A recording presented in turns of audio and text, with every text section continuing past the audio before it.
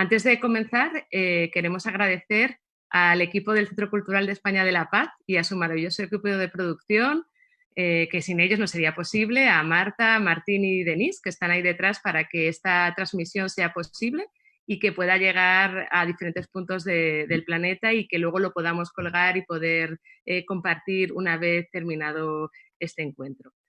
Estas 3 sesiones que hemos diseñado en este ciclo, hemos invitado a diferentes actores vinculados a la cultura comunitaria, a la cultura contemporánea, a la innovación ciudadana, para dialogar y poner en común reflexiones en torno a las herramientas, la sostenibilidad y los imaginarios necesarios para una construcción colectiva de la ciudad que atienda a los deseos, las necesidades y las problemáticas e intereses de las personas que lo habitan. Este es el tercer encuentro de una serie de un ciclo de 3 citas. La primera, que realizamos el 10 de octubre, hace 3 semanas, versaba sobre compartir herramientas concretas y proyectos de colaboración para construir de forma colectiva la ciudad y de qué manera podía dialogar la institución pública con iniciativas comunitarias. Y tuvimos la suerte de contar con Ana Longoni, Lorena Ruiz y Sofía Bonilla desde El Salvador. Y este primer encuentro está colgado en YouTube, luego están las páginas de los Centros Culturales de España de La Paz y de San Salvador. Y además contamos que tras el conversatorio hemos pedido a cada una de las personas ponentes un texto al hilo de su intervención. Así que los textos tanto de Ana sobre Museo Situado, Lorena Ruiz sobre los laboratorios ciudadanos y Sofía Bonilla sobre el programa de Imagina en el Centro Histórico de San Salvador están ya colgados en la red y disponibles para compartir estos materiales. Este segundo encuentro trata sobre sostenibilidad de una ciudad participativa. Queremos problematizar cómo se hace cargo o cómo nos podemos hacer cargo de estos procesos que se abren.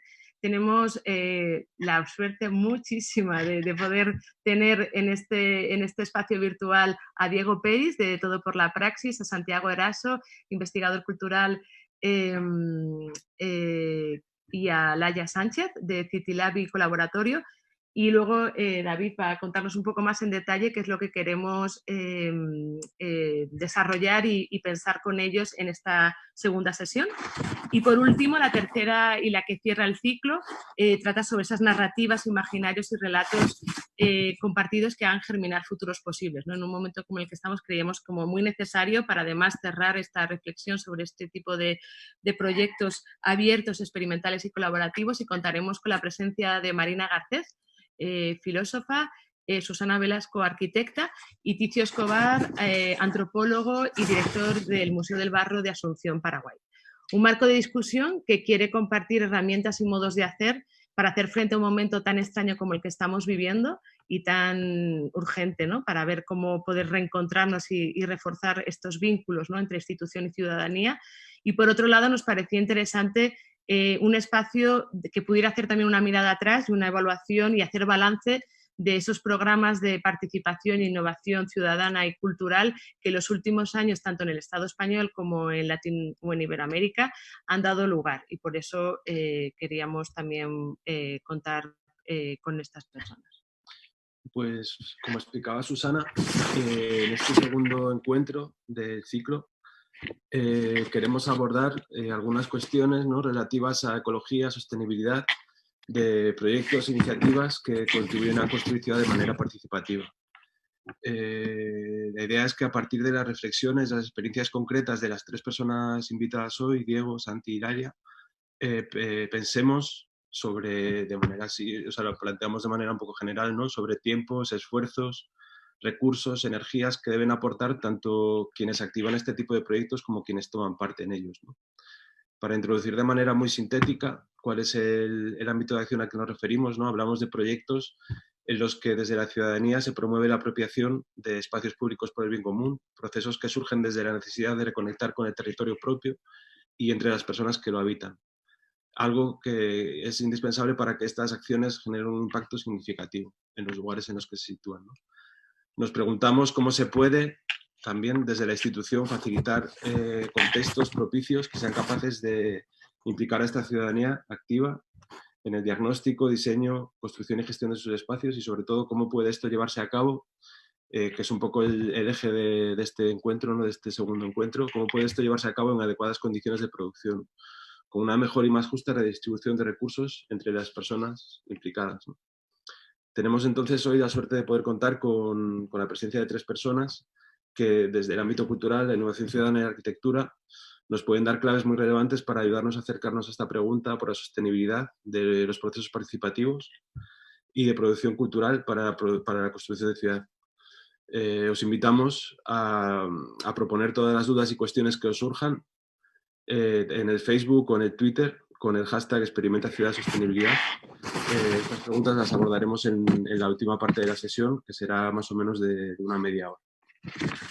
Pues después de esta pequeña introducción, ¿no?, del marco del ciclo, ¿no?, y del conversatorio que vamos a dar paso a ahora, vamos a invitar a la primera de las personas que tenemos aquí, que es Santi Eraso, que es investigador cultural, que es una persona a la que admiramos y seguimos desde hace mucho tiempo, nos inspira y es un poco aquí la persona a la que da las pistas, ¿no?, para ese mapa y que tiene también como un histórico y una perspectiva interesante, ¿no?, para abordar estas cuestiones. Su ponencia la ha titulado Seguir insistiendo por una vida digna, que me parece como una buena manera de comenzar esta conversación.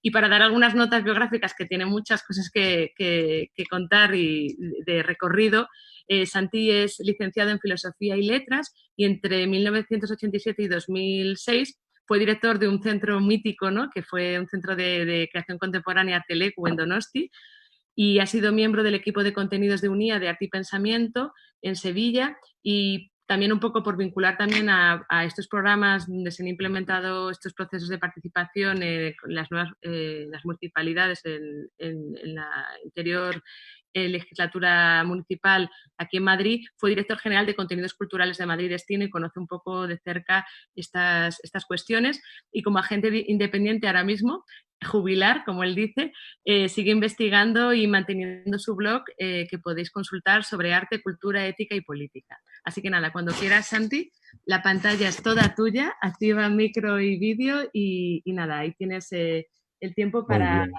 comenzar.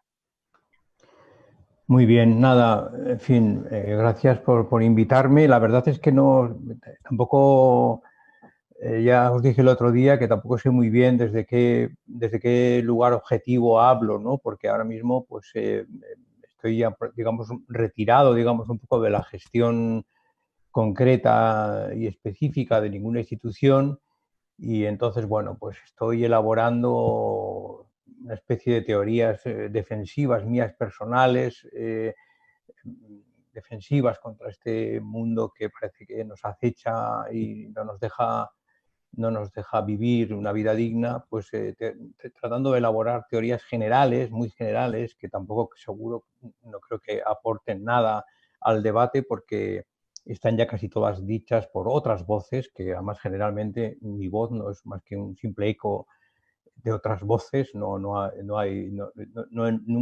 procuro no enunciar nunca desde un yo convencido, sino al revés, un nosotros dubitativo, un poco a tientas, sin saber muy bien dónde poner los pies y menos la cabeza, ¿no? Pero bueno, la verdad es que pensando un poco, en fin, el contexto general en el que podría aportar una obsesión que últimamente, que me ha perseguido siempre, porque revisando los textos iniciales sobre mis primeras especulaciones sobre la cultura ecológica o la ecología de la cultura, pues se remontan al 2006 o 2007, cuando junto con Ricardo Antón, que está por ahí escuchándonos, elaboramos las posibles hipótesis de cómo abordar, digamos, la construcción de una capital europea de la cultura que fuera precisamente contra los tópicos convencionales de la cultura entendida como ejercicio de monumentalidad, de exceso, y intentamos elaborar unos documentos que hablaran desde la cultura permeable, desde la cultura de la piel, desde la cultura distribuida, desde la cultura popular, etcétera, ¿no? Allí se quedaron en el cajón muchas de ellas, pero como nunca se sabe muy bien exactamente dónde empieza la frustración o dónde está el fracaso y dónde hay semillas de renovación o de nueva innovación, pues uno sigue empeñado en enunciar, ¿no? Y la verdad es que cuando piensas un poco si hay algún lugar desde el que se puede pensar, digamos, qué hacer con la cultura en toda su amplitud, en toda su diversidad, pues es un poco nuestros propios cuerpos, ¿no? El cuerpo personal de cada uno, que nunca es en sí mismo un territorio cerrado, sino que siempre es un cuerpo que se comparte, es un nosotros, ¿no? O nosotras, o nosotres, en fin, me da igual. A partir de ahí, ¿no? Y las ciudades, pues bueno, pues son un poco, si hay, en fin, si la cultura se ha constituido en un elemento vertebrador de la evolución y el desarrollo del tiempo histórico, pues eso ha sido precisamente, han sido las ciudades, ¿no? En fin, desde las míticas ágoras griegas, de las que todavía, sobre las que todavía pensamos que allí se inició la democracia, ¿no? Pues, en fin, hasta las ciudades precolombinas, ¿no? De las que ahora mismo con las que estamos ahora compartiendo, pero bueno, o las grandes megalópolis africanas, de donde habéis venido vosotros ahora mismo, David y tú, Susana, ¿no? Pasando, digamos, un poco por las ciudades medievales, las coloniales, en fin, y no digo nada, las grandes ciudades industriales y, por supuesto, las financieras, ¿no?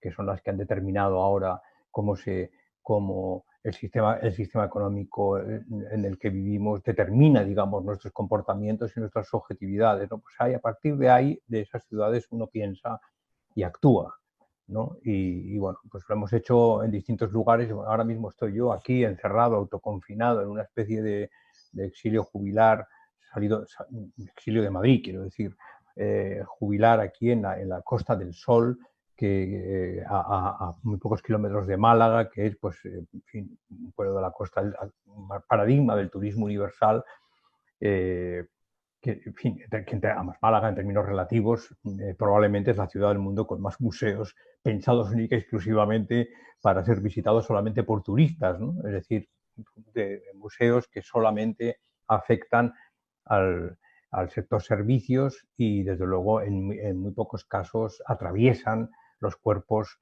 y las vidas vividas y las vidas dignas de los habitantes de esa ciudad o de los colindantes que estamos por aquí de paso, más o menos. Ayer mismo, además, hablaba con Susana, ¿no? Hablaba contigo, y que tenía todavía muy presente, pues como hace 2 años en Media Lab, pues en fin, aquel encuentro entre Ibrahima Wane de Dakar, ¿no? En Senegal, de Monza Kane, el imam de Nouakchott en Mauritania, y Xiar González de Barcelona, ¿no? Aquel encuentro entre de tres personas, ¿no? Con 3 experiencias muy concretas que pensaban en común, ¿no? Proyectos que podían ser desarrollados a través de prácticas en redes internacionales, pero que partían, digamos, de lugares, de espacios, de experiencias muy concretas y de lugares situados, ¿no? Y justo casualmente, ayer hablaba con Itziar González, que, como sabéis, sigue siendo la responsable hablaba sobre esta cruz, digamos, un poco que siempre llevamos encima los que nos hemos dedicado a la gestión cultural desde la administración pública, ¿no? De las dificultades que hay para transformar, para reformar, digamos, un poco el entramado dentro del cual se sujetan las instituciones culturales, ¿no? Y Sitxiar, que fue la que ganó el concurso de rehabilitación de las Ramblas de Barcelona, las famosas Ramblas de Barcelona, que están también en el centro y en el eje, pues, de una ciudad como Barcelona, que es, pues, una ciudad más que se ha sumado, digamos, un poco, que se ha convertido en una más de materia prima para la extracción de capital. Pues decía, pues, que, bueno, pues que el proyecto avanzaba con muchas dificultades y que era muy difícil sacar adelante las reformas, y hablaba de su frustración, la frustración que le generaba la lentitud de esa toma de decisiones, pero que, en cualquier caso, pues con la colaboración de las comunidades de vecinos que estaban, digamos, sujetas, digamos, a esa posibilidad de transformación, y la pasión del equipo, pues intentaba avanzar sin caer presa del desánimo y de la derrota definitiva, ¿no? Que uno siempre piensa que va a ser la definitiva derrota la que está por llegar, ¿no? Cuando se sabe casi positivamente que no hay revolución posible, sino que lo que hay son posibles cambios y transformaciones que tienen que ver, digamos, un poco eh, con el proyecto del contacto, digamos, ¿no? Con la gramática del contacto y en fin, con otras posibilidades de conexión que, bueno, digamos, un poco lo que Swelding Ronnie llama las microfisuras, ¿no? No, hablábamos un poco también de efectivamente que para poder, y sigo hablando desde generalidades, para que, en fin, desde teorías muy de sociología o de la cultura muy generalista, y perdonarme porque seguramente todo esto lo sabréis mejor que yo, ¿no? Pero mencionábamos, digamos, un poco aquellos ya a principios de siglo, ¿no? Cuando todos leímos el nuevo espíritu del capitalismo, ¿no? que Boltanski y F. Chapielo, Luc Boltanski y F. Chapielo publicaron en el 2002, pues esa forma en la que se afirmaba, ¿no? aquella ciudad por proyectos, ¿no? Que se afirmaba que no había posibilidad de derecho a la ciudad, ¿no? El famoso derecho a la ciudad que siempre ha anunciado Lefebvre y que otros muchos y que desde otro lugar han planteado pues, May Davis o David Harvey bueno, en fin, mucha gente, ¿no? Ahora mismo Nancy Fraser constantemente, ¿no? Sin tener en cuenta en primer lugar y sobre todo, decíamos, ¿no? Pues la existencia de que era importante mirar, ¿no? Siempre atentamente, yo siempre lo he hecho, nosotros lo hemos hecho siempre en los lugares donde yo he estado dirigiendo instituciones culturales, siempre mirando, digamos, a donde surge la crítica institucional, ¿no? Digamos, a donde surge la ruptura con los discursos, ¿no? A donde surge, digamos, un poco aquello que aparentemente es un elemento exento de la cultura normativizada, pero que provoca alteraciones radicales en los usos y costumbres de la vida ordinaria, de la vida cotidiana, ¿no? Esa crítica institucional tenaz, inventiva, ¿no? Que se generaba fundamentalmente en los movimientos sociales, que también ahora están un poco, pues, en fin, pasando por momentos muy complicados, porque en situaciones de régimen, de un régimen en un régimen como este, en el que la pandemia nos ha situado, pues de constante redefinición, ¿no? Que serían los embriones, ¿no? Para ejercer esa presión constante sobre esos representantes políticos y los funcionarios de alto nivel, ¿no? Digamos, un poco aquellos funcionarios como hemos sido algunos, ¿no? Que hemos tenido siempre la vocación, digamos, un poco de entender que efectivamente cualquier acción reformista dependía fundamentalmente de la participación de esos agentes sociales, movimientos populares, en fin, estructuras comunitarias, pequeñas microempresas, asociaciones de redes, colectivos que se suman en experiencias concretas. No tengo ni idea, pues desde las viejas clásicas de de vivienda hasta las actuales plataformas contra los alquileres o en el nuevo sindicalismo generado en las trabajadoras del sector servicios, en este caso el turismo, ¿no? las que se denominan las Kellys, en fin, estar atentos, digamos, un poco a qué tipo de prácticas sociales y culturales se generaban en esos espacios, ¿no? Yo estoy convencido, vamos, yo soy también de los que creo que esta crisis nos sitúa de nuevo, digamos, un poco en el centro de nuestras vidas la oportunidad de activar otra vez, ¿no? Políticas que conduzcan a una, luego, transición ecológica definitiva. Cuando digo ecológica no me refiero solamente a una concepción, digamos, romántica de la ecología, de un regreso, digamos, a un paraíso que nunca existió, ¿no? Sino, digamos, la posibilidad de pensar una utopía plausible, ¿no? Una utopía cercana, no un delirio, ¿no? En ningún caso ni siquiera una propuesta de alzamiento contra la Bastilla, contra ningún tipo de Bastilla, ¿no? Sino, digamos, una utopía plausible que nos permitiese, digamos, efectivamente abordar, digamos, una transición ecológica, ¿no?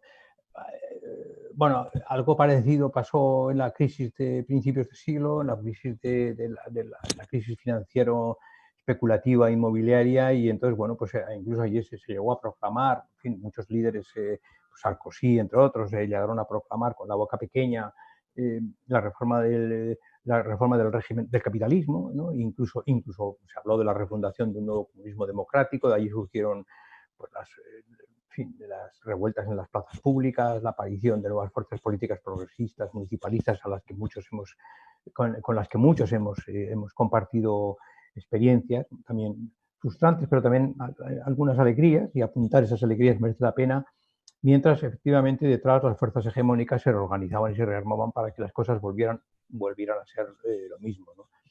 Y es verdad que efectivamente en el sector cultural, pues, en fin, pues tras los ajustes precisos de aquella crisis, pues se volvió también de alguna manera a seguir funcionando con los mismos cánones, con las mismas, en fin, con los mismos argumentos, con la misma estructura eh, institucional, con el mismo tipo de distribución de recursos. Bueno, acabo de ver también un poco el primer avance de presupuestos del gobierno de España, del primer gobierno progresista de coalición, y aparentemente sí que hay un aumento, parece ser gracias a las aportaciones que Europa va a conceder a los estados nacionales europeos, a los de Europa, entre otros el español, por supuesto.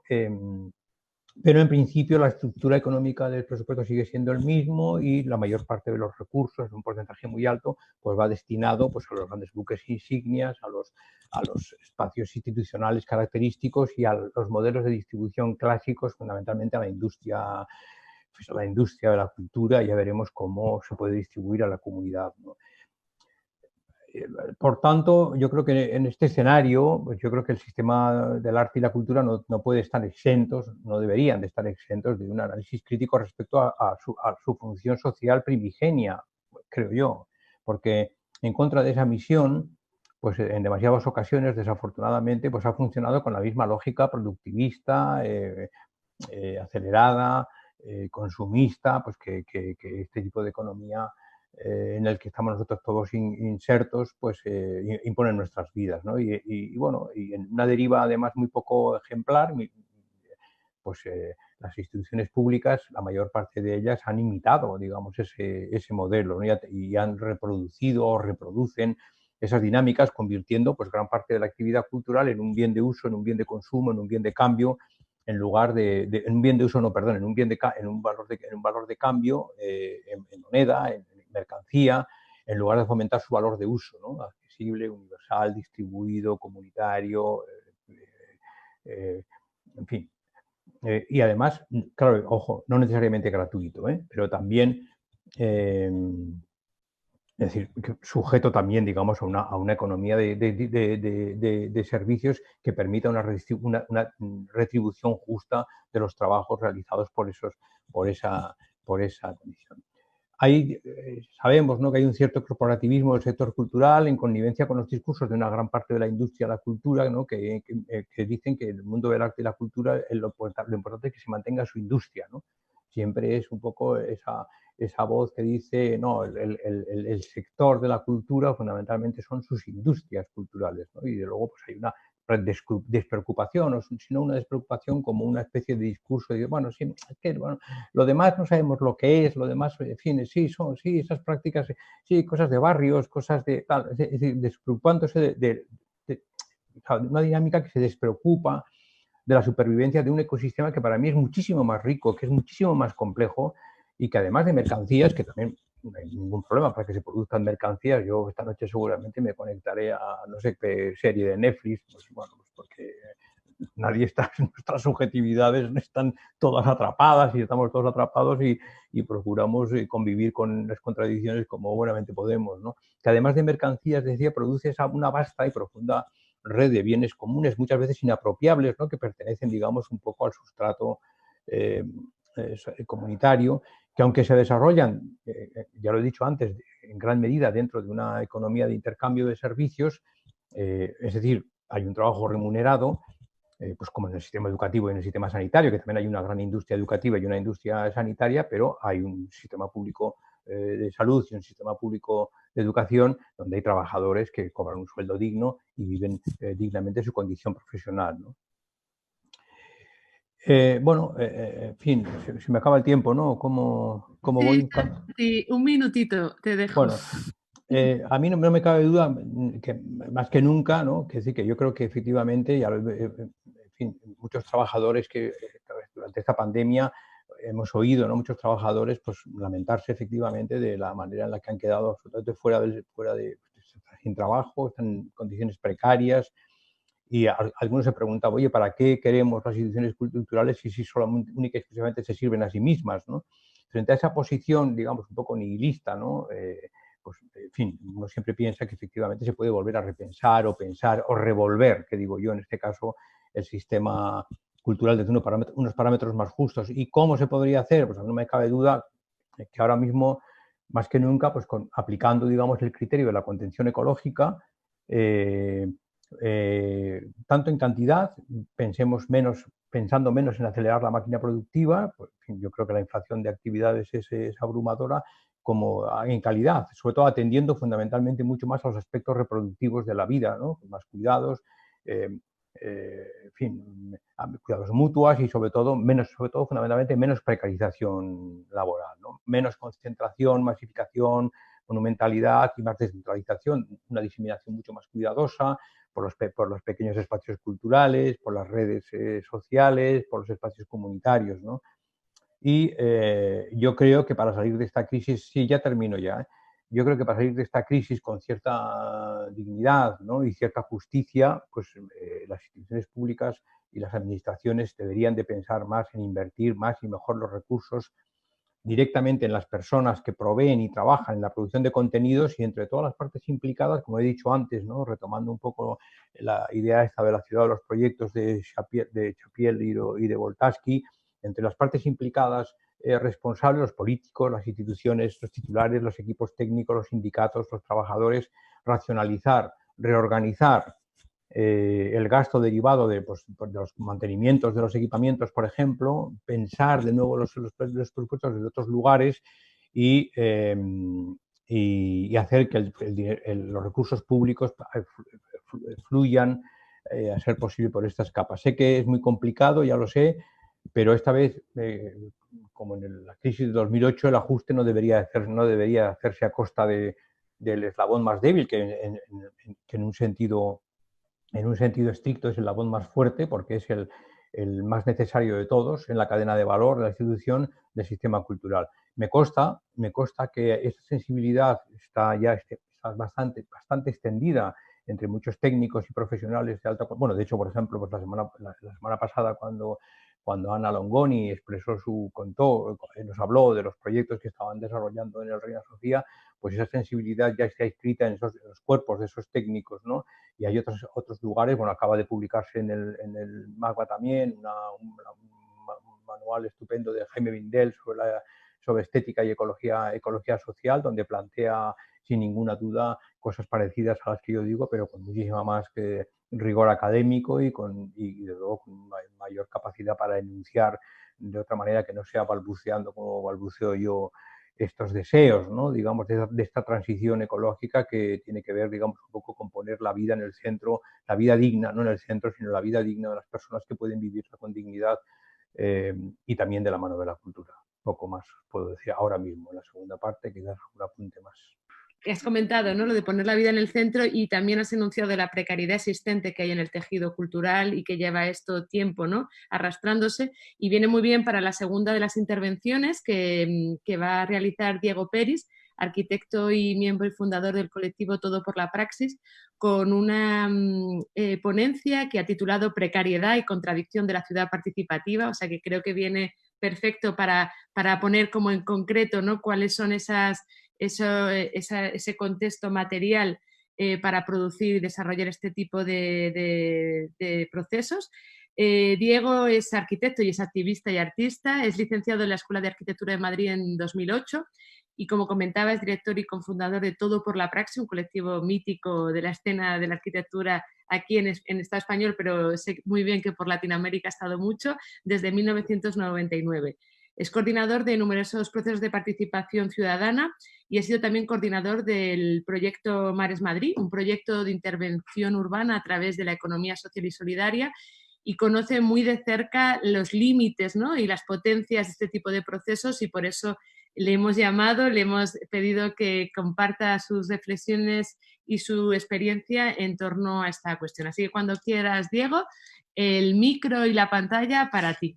Ok, pues Nada, oye, muy bien, o sea, encantado de estar por aquí. O sea, muchas gracias a Susana y a David por esta invitación y, bueno, saludar también a toda la gente de El Salvador, Asunción, o sea, Honduras, Perú, Bolivia, Panamá, toda la gente que está un poco atenta un poco a esta retransmisión y que, bueno, intentaremos un poco trasladarle en muy poquito tiempo concentrado como una visión que estamos un poco como manejando, intentando como plantear desde este lugar, que entendemos que es un poco como compleja, porque, bueno, yo voy a hacer una reflexión que es como muy de Madrid, pero que, porque mi experiencia pasa por Madrid, ¿no? Lógicamente, pero que intentamos un poco que luego poder un poco como extrapolar como alguna serie de cosas para poder un poco como abrir como algunos conceptos, algunos elementos que nos preocupan para el resto un poco como de la gente que nos está escuchando, ¿no? O sea, os voy a poner como una pequeña presentación, que en realidad no es una presentación de imágenes así como al uso, simplemente me van a servir un poco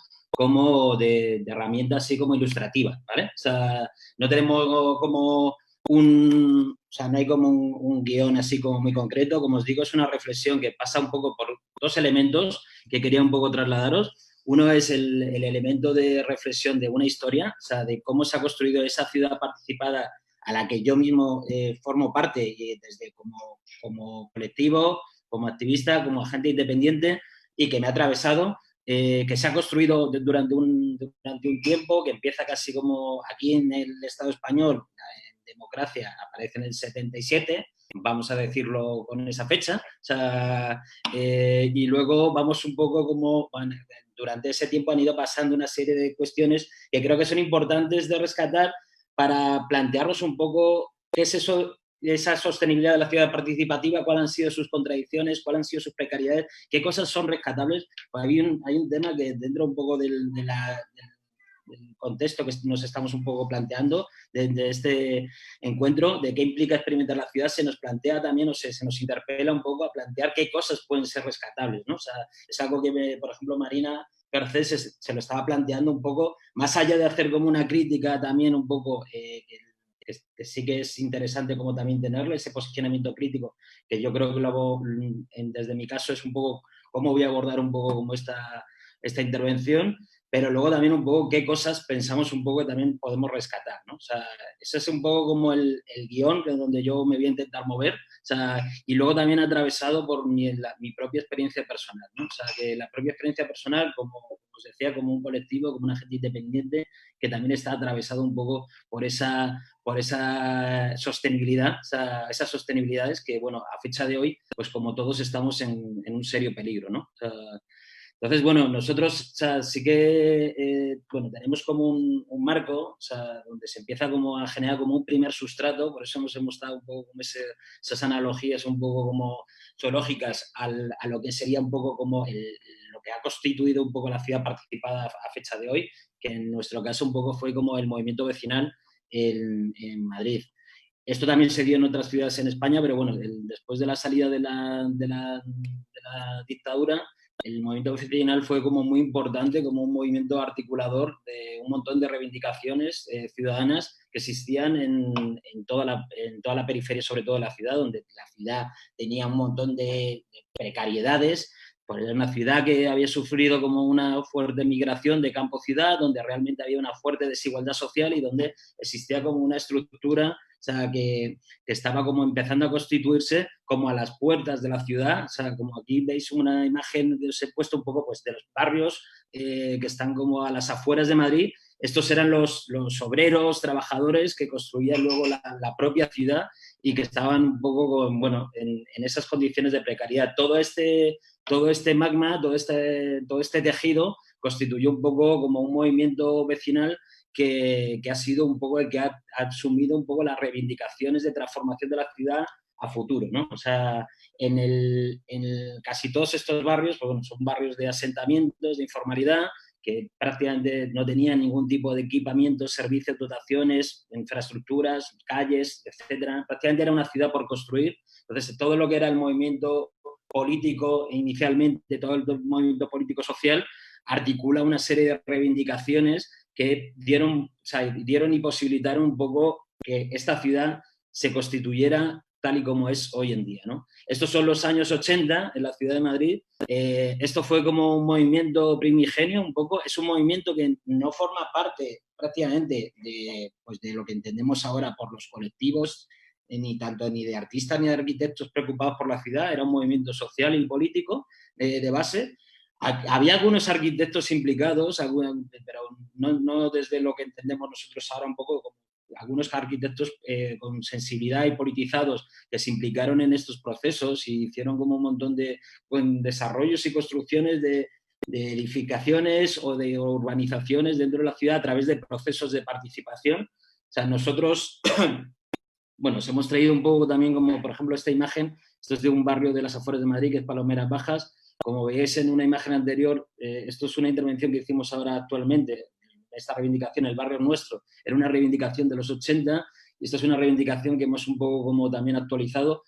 Os lo pongo también un poco porque hay como una reflexión que quería hacer acá. El movimiento vecinal en su momento fue un movimiento con un gran papel y un gran potencial, pero tuvo como una problemática importante que fue cooptado por el movimiento político, ¿no? Muchos de los cuadros sociales, o sea, fueron cooptados, bueno, formaron luego parte de todos estos activistas del movimiento social, o sea, fueron apropiados o fueron transferidos un poco al tejido político de la ciudad.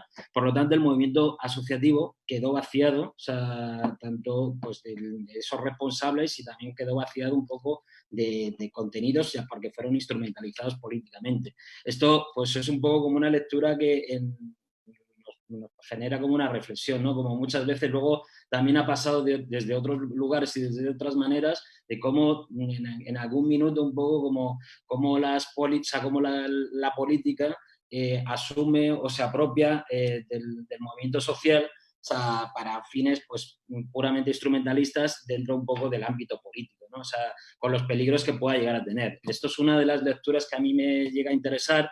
Es una de las preguntas que aparece también un poco en el enunciado un poco de la propuesta, cuáles son las dependencias institucionales, hasta qué punto hay que generar como unas autonomías dentro de las prácticas. Entonces, bueno, por eso yo en mi recorrido historiográfico quería un poco como también un poco apuntar un poco para luego poder un poco como desarrollar en un posible debate, ¿no? O sea, nosotros también hay como otra capa que a mí me interesa mucho, que es la burbuja, la capa de la burbuja. En los años 90 España tuvimos como esta especie de paisajes desérticos de burbujas, de una burbuja inmobiliaria brutal que ocasionó como un despilfarro urbanístico tremendo, sobre todo en la costa y en un montón de ciudades, donde generaron como luego como una gran contradicción de 3 millones de viviendas vacías con una situación bastante grotesca, donde había como una dificultad de acceso a la vivienda por una parte muy importante de la población, pero por otro lado se estaban generando como estos paisajes de cadáveres inmobiliarios que invadían casi todo el territorio del país. En paralelo a todo esto, pues estaban ocurriendo, o sea, estaban todavía apareciendo como otros agentes que empezaron a generar como unos laboratorios que estaban como vinculados un poco a construir como por un lado un discurso antagonista, o sea, de lo que es ese modelo de ciudad, y por eso por otro lado planteando como una serie de alternativas. En los 90 la gente que por ahora estaba un poco como involucrado en estos procesos estaba más relacionado pues con centros sociales autogestionados, o sea, pues desde los laboratorios 1, 2, 3, 4, 5, aquí en Madrid, bueno, incluso anteriormente el Vinuesa, que era como otro centro social, o luego lo que fue el Patio, o sea, pues eran como estos espacios de experimentación donde se estaban dando como unas nuevas maneras de plantear una ciudad más participada y, bueno, donde se construían como donde se hacía a partir de estos espacios de autogestión, o sea, que planteaban esta alternativa, ¿no? Nosotros mismos incluso, por ejemplo, estábamos un poco como en ese contexto y teníamos como en ese momento como un discurso, o sea, como un colectivo, igual que había como otros colectivos que tenían como un papel pues muy, muy también desde el activismo. Teníamos como también como un trabajo que aquí empezamos nosotros como nuestra actividad en ese contexto de burbuja, desde un posicionamiento crítico, que nos planteábamos cómo articularnos también un poco nuestro discurso y cómo articularnos como una estructura que pudiese un poco como tener una cierta sostenibilidad en el tiempo para poder construir un proyecto en torno a ese posicionamiento. Estos eran momentos iniciales donde realmente prácticamente no existía una estructura, o sea, de apoyos del ámbito de la cultura. Había muy pocas iniciativas en algunas instituciones culturales. Empiezan a surgirse como una pequeña aproximación con esta cuestión del giro social del arte, ya lo ha anunciado un poco Claret Bishop, pero que todavía eran como pequeñas fogones que había, donde pues había como algún tipo de talleres, había algún tipo de financiación muy pequeña que posibilitaba que estas prácticas tuviesen alguna cabida, pero prácticamente se hacía desde una autonomía y desde una autogestión, ¿no? Eso, por un lado, le posibilitó un desarrollo en esa autonomía y esa autogestión, un desarrollo muy precario, pero un desarrollo con un posicionamiento crítico muy importante. Algo que también me parece como muy rescatable de cara como a la reflexión, ¿no?, posterior. Y bueno, luego en una tercera etapa pasamos a la etapa del 15M, que es la etapa post fiesta burbuja, o sea, después de que este destrozo, de esa especie de tsunami inmobiliario, pues nos dejase un poco como a toda la ciudadanía bastante perjudicada y dañada por todos estos problemas de acceso, por un montón de desigualdades que se provocaron en el tejido. Todo esto, todo ese descontento desembocó en lo que se llamó pues esto del movimiento 15M, que es ese despertar que surgió en un momento concreto, donde bueno, se toman las calles y donde la ciudadanía un poco como que se revela frente a esta situación. En ese momento, bueno, aparecen también no solo esta ciudadanía, sino aparecen un montón de movimientos. Lo estoy haciendo como de manera resumida por los tiempos que llevamos, pero muchos me imagino que ya conocéis todo.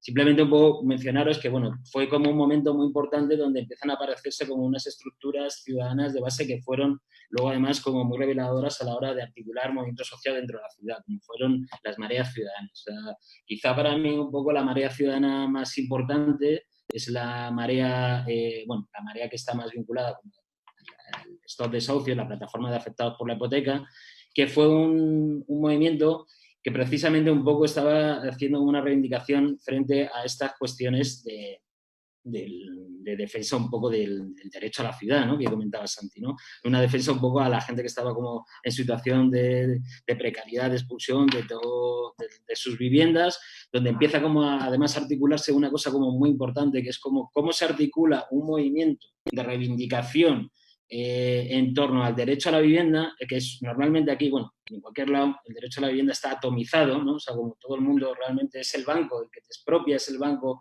o es el propietario, el que de alguna manera tiene una relación con un inquilino, pero en este caso hay una reivindicación colectiva de un problema que en cierta medida es individual, ¿no? O sea, entonces, bueno, para mí es un poco como el momento importante donde también empiezan como a surgirse como también como espacios de gestión ciudadana que también son, de alguna manera, respuesta a esa situación de precariedad en las propias... en la propia ciudad, por la ciudad, al igual un poco como que después del tsunami inmobiliario, las propias ciudades también tenían un montón de carencias y realmente la ciudadanía también necesitaba como un montón, o sea, necesitaba espacios donde desarrollar sus propias actividades artísticas, culturales, organizarse, etcétera, ¿no? Bueno, aquí empiezan a aparecer como un montón de espacios, en Madrid como Tabacalera, esta es una plaza, Campo de Cebada, esta es una imagen del Campo de Cebada, un espacio autogestionado de la ciudad que, bueno, tuvo una vida pues, más o menos de 5 o 6 años, tuvo una cierta temporalidad, esto era un solar abandonado que se usó de manera temporal mientras se construía como otra cosa, se usó para generar como este espacio de autogestión vecinal, ¿no? Igual que le pasa un poco a Esta es una plaza, aunque Esta es una plaza es un espacio que permanece, o sea, todavía en el tiempo. Empezó mucho antes que que Campo de la Cebada, es un espacio autónomo, independiente, que no tiene ninguna vinculación, o sea, no tiene ningún tipo de financiación pública, salvo tiene un convenio de cesión para el uso, porque esto es un espacio público, que tiene un convenio de cesión para que una asociación pueda desarrollar ahí su actividad y para que la ciudadanía y los vecinos de este barrio puedan disfrutar de este jardín comunitario, ¿no? O sea, esto es como un espacio que, o sea, son espacios que empiezan como a proliferar en la ciudad y que empiezan a generar como una nueva relación, o sea, con la institución, dentro un poco de estas prácticas, empieza a aparecer como pues diálogos y conversaciones de los espacios o de los colectivos independientes con las propias instituciones para intentar regular y normar un poco estos espacios. Durante un tiempo se consiguieron una serie de lugares como estos que os he nombrado, tuvieron como una cuestión, tuvieron como un marco de excepcionalidad. Bueno, eran momentos donde todavía las negociaciones las negociaciones han sido de manera muy puntual y por lo tanto un poco como que las primeras aproximaciones de la propia institución solo se hacían pues caso a caso, ¿no? O sea, esto le dio también como bastante precariedad a lo que podía ser un poco el desarrollo de algunos proyectos, porque muchas veces la dependencia de que un proyecto pudiese funcionar o no dependía de si tenías contacto o no con la propia institución. Un contacto que muchas veces tenía una puerta como muy personal, ¿no? O sea, si tú personalmente o alguien de tu entorno cercano conocía al político, te podías permitir el lujo de generar como un diálogo con la institución, ¿no? Si no, pasabas al lado pues de la gente que estaba como en la ilegalidad o la informalidad porque no podías negociar ni dialogar con la propia institución. Bueno, en estos momentos... Diego, perdona, 2 minutillos, o sea, que para que vayas a ir terminando, ¿vale? De hecho, o sea, bueno... No, perdona.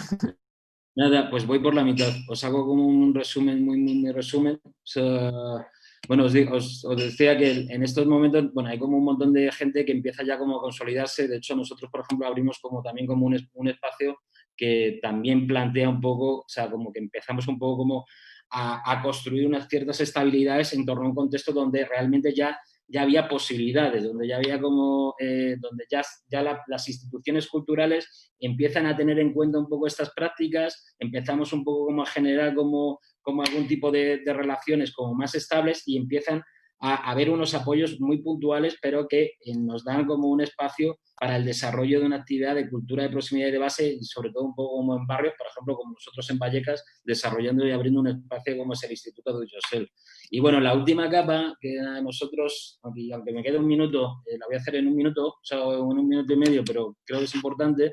Por ejemplo, esta imagen es una imagen de Manuela Carmena que además está casi como sacada en este espacio anterior, que es Esta es una plaza, ¿no? O sea, algo que es bastante significativo. Para mí un poco la lectura, un poco como de este momento, es una lectura donde la política pública, de alguna manera, se apropia de una serie de discursos, o sea, que son discursos de base, o sea, y los eleva también a políticas públicas de ciudad.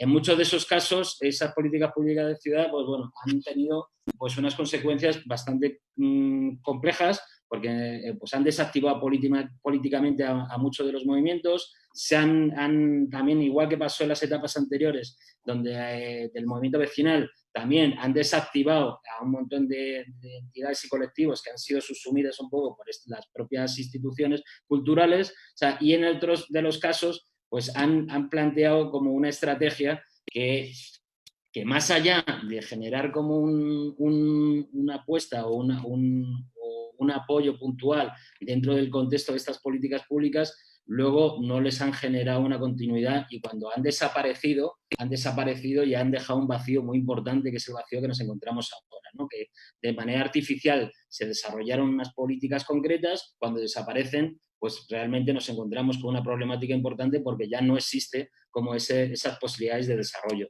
Nosotros tenemos como un caso como muy significativo, nos parece como muy pues, así relevante, que es este del Cinema Usera, que es un proyecto que desarrollamos también con asociaciones de vecinos, con entidades del barrio, entidades culturales del barrio, que bueno, que se desarrolla en un contexto de iniciativa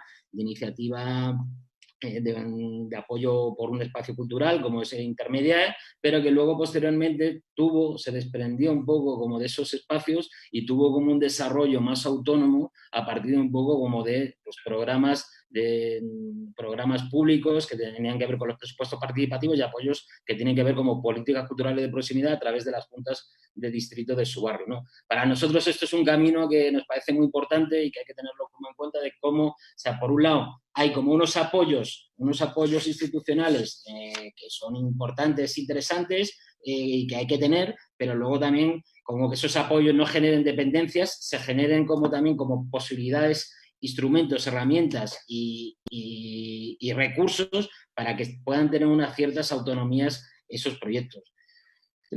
Ahora, un poco como cierre, un poco me quedaba la parte del momento, o sea, actual. Y ahora mismo, pues, claro, hacer como esta lectura en este momento es bastante complicada. Nosotros ahora solo nos quedamos un poco con este momento. Por ejemplo, en Vallecas, o igual que en otros barrios, pues después un poco de este momento de crisis sociosanitaria, ahora mismo pues se ha develado un poco todas las precariedades que existen un poco en toda la estructura y en todo el sistema, ¿no? Aquí, por ejemplo, bueno, se ha generado como un movimiento, pues, de base a través un poco de organizaciones vecinales y movimientos sociales para atender a la gente que tiene unas precariedades importantes un poco en el tema de acceso a la alimentación. Aquí las colas del hambre han sido muy importantes, ha habido un montón de gente que se ha quedado fuera y la propia institución ha develado un poco que no ha tenido la capacidad de responder un poco en este momento y en esta situación. Y bueno, nosotros como institución cultural también, como por ejemplo que con el IDIS, también somos padecedoras un poco como de esta especie de vaivenes, donde existen como algunas propuestas muy puntuales, con algunos fondos de rescate, pero que normalmente son fondos de rescate como muy, muy pequeñitos y muy dirigidos, con algunas subvenciones o ayudas que normalmente suelen ser también como muy pequeñitas y muy dirigidas, pero que no dan respuesta un poco como a proyectos como el que nosotros, por ejemplo, estamos manteniendo un poco en la periferia de Madrid y que estamos fuera un poco de esto que comentaba Santi de las industrias culturales, ¿no? Nosotros formamos parte como de otro tejido y quizá un poco aquí todo el trabajo está por hacer. Y con esto me quedo. Muchísimas gracias, Diego. Y perdona por la precisión, porque está súper interesante además esta parte, pero no sé si quieres añadir algo más o luego No, en el debate. Sí, yo creo que la parte un poco que estábamos un poco como, o sea, en el debate podemos un poco desarrollar. Yo creo que también me he quedado con muchas ganas con Santi, porque yo creo que la parte final ha sido cuando nos empezamos a calentar, o sea, ya tener como ese momento de poder un poco plantear algo, porque hay como, bueno, es como, vamos justitos, es poco tiempo.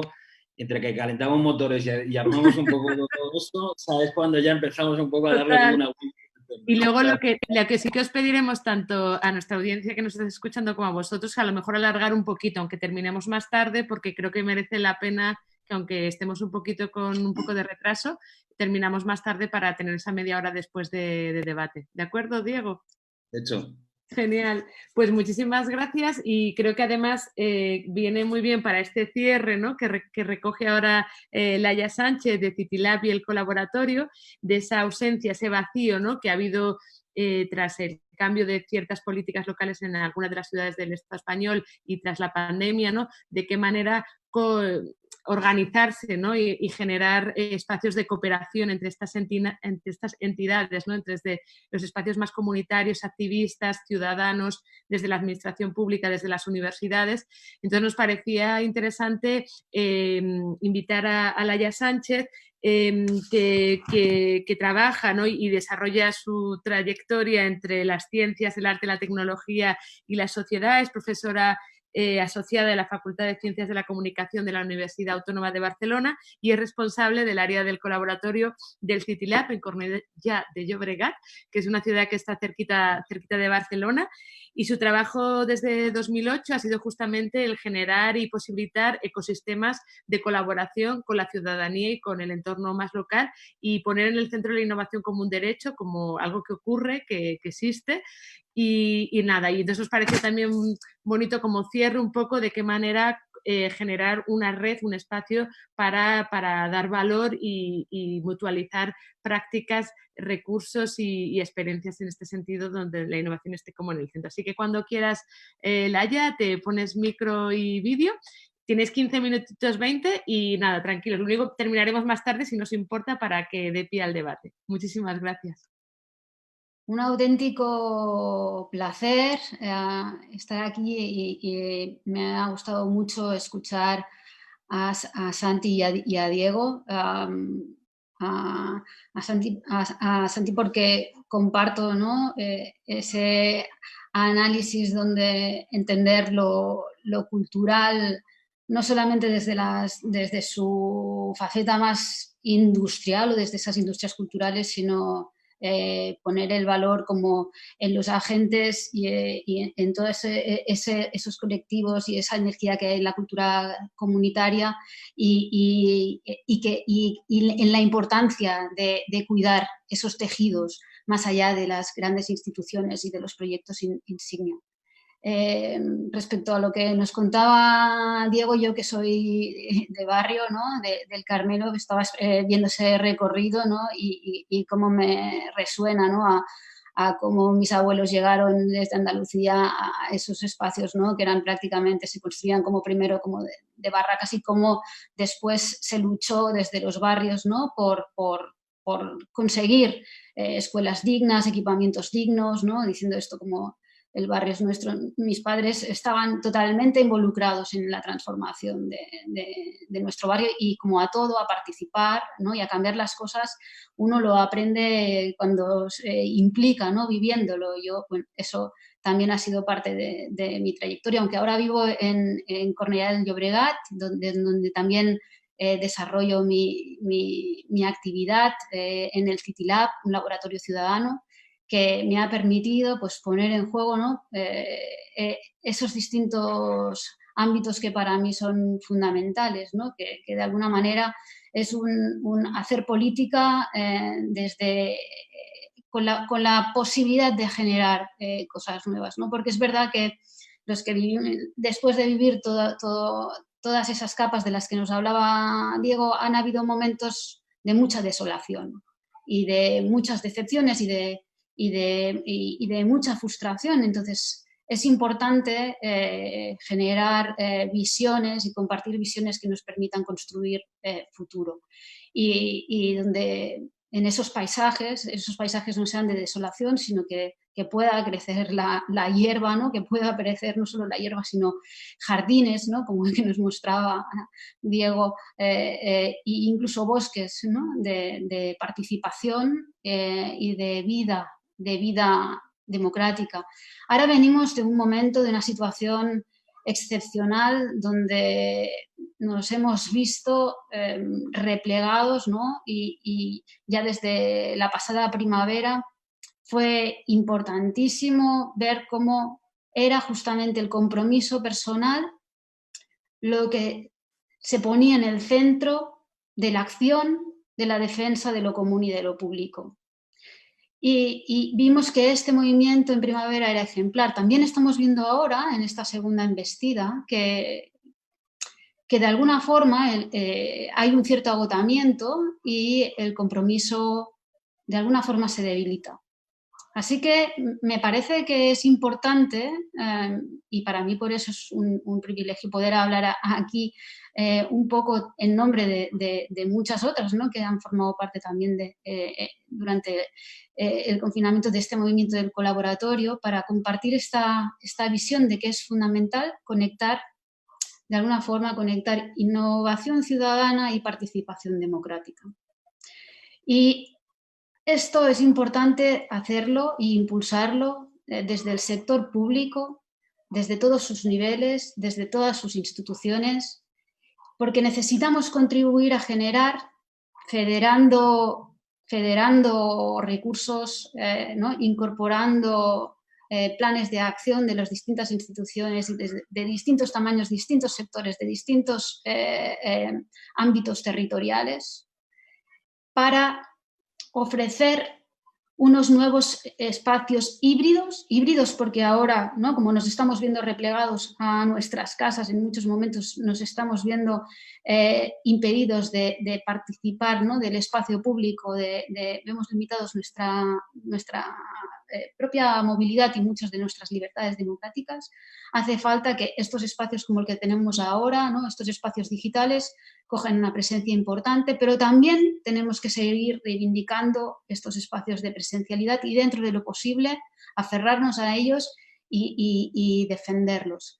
Por tanto, necesitamos esta nueva estructura de espacios híbridos que dé a la ciudadanía un papel activo, un papel que permita no solamente decirle quédate en casa o vigila con tus relaciones, mantén la distancia social, ponte la mascarilla, todo eso que es muy importante y que lo tenemos que hacer, tiene que verse acompañados de unos espacios que permitan la contribución y que todas podamos poner esa energía que tenemos y que deseamos para contribuir a dar respuesta a los problemas que tenemos como sociedad o como colectivo.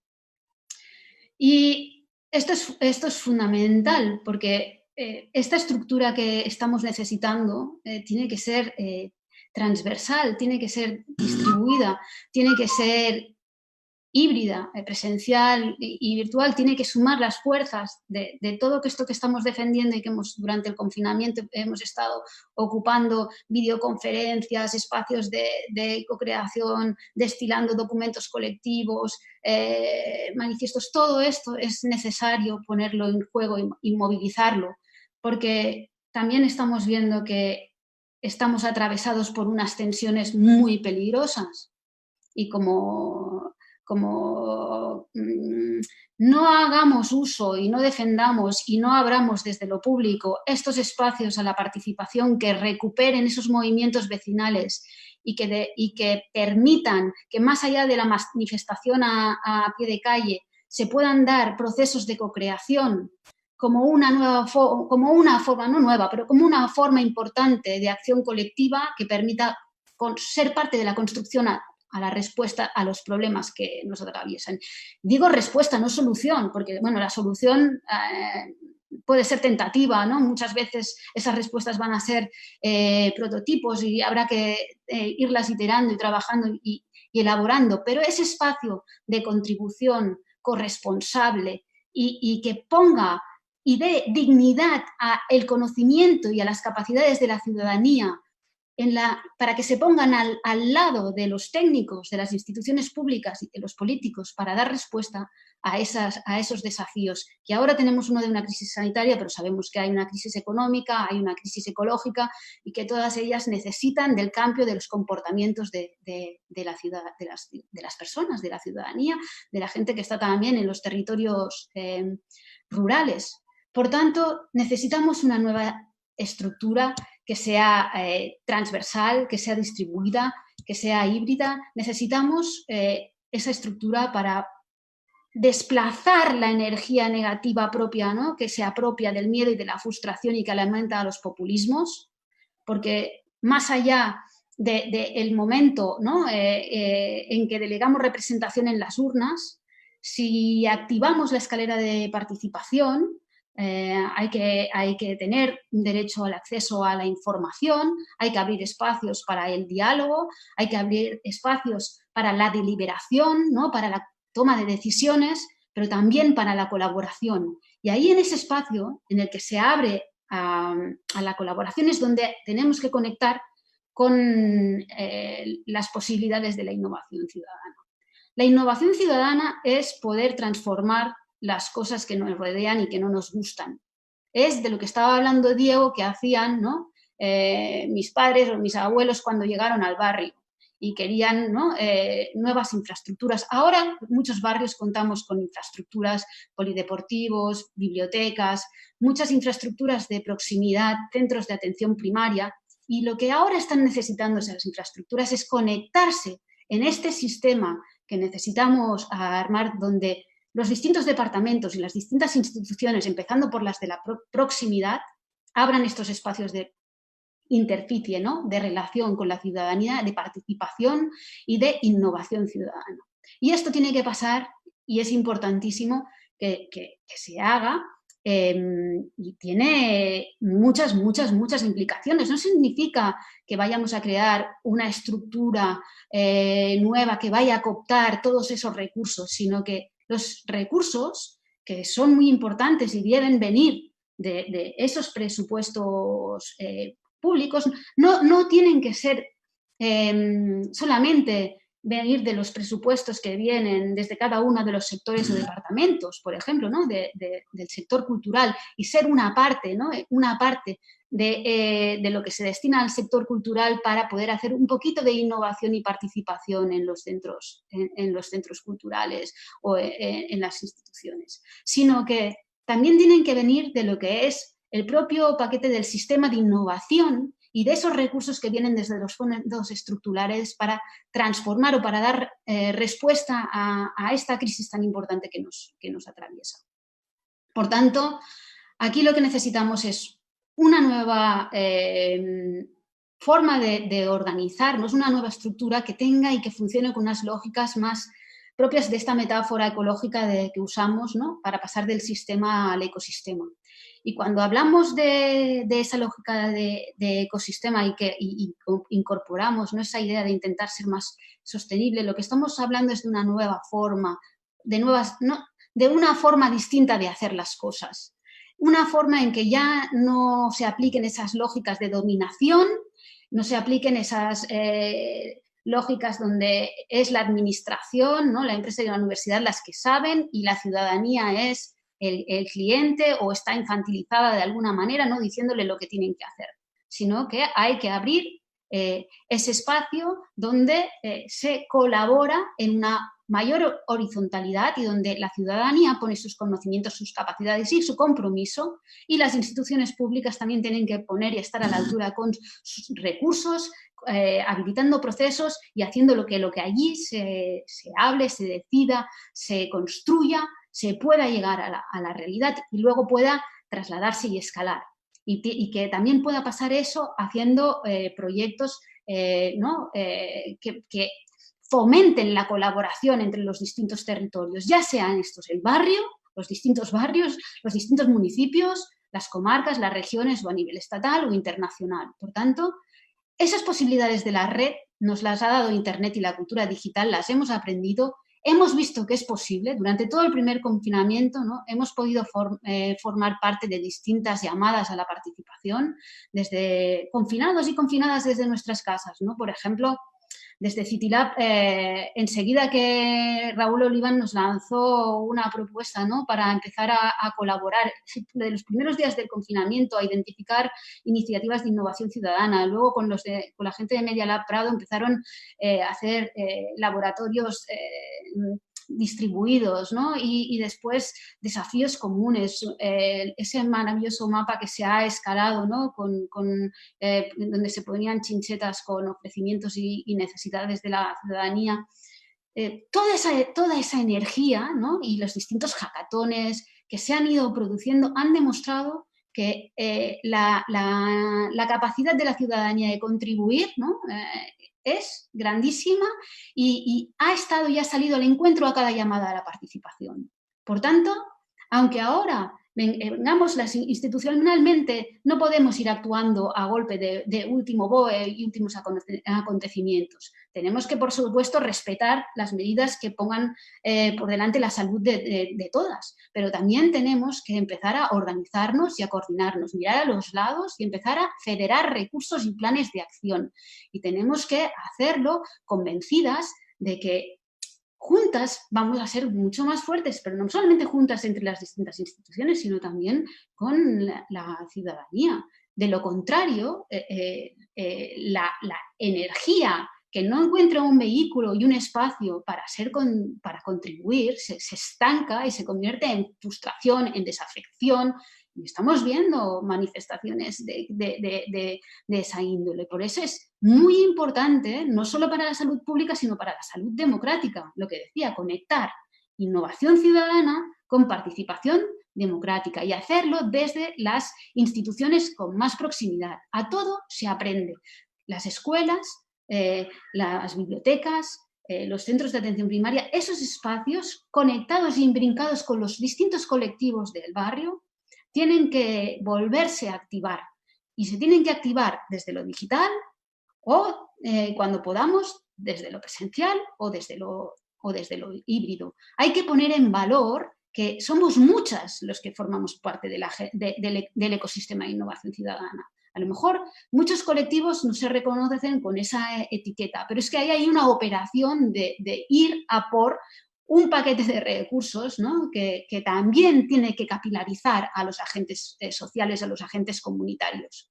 Y es importante que reivindiquemos que el sistema de innovación se tiene que hacer universal y que eso se produce bajando esa innovación a lo local y a lo próximo. Y que hemos demostrado por ya más de 10 años, desde los laboratorios ciudadanos y desde todos los compañeros y compañeras que están haciendo, aplicando diseño participativo, diseño social, cultura comunitaria, participación democrática, en cada uno de los ámbitos donde hay un movimiento vecinal y hay una línea de trabajo que incorpora a la ciudadanía a la resolución de los retos, ahí hay innovación ciudadana. La innovación ciudadana no es la panacea, es parte de un proceso de una democracia que sea sana, que empieza por tener mucha información, informar bien, por abrir espacios al diálogo, a la deliberación y hacer que esa pirámide de la que se habla de la participación sea como la pirámide que nos ha mostrado Diego, más chata.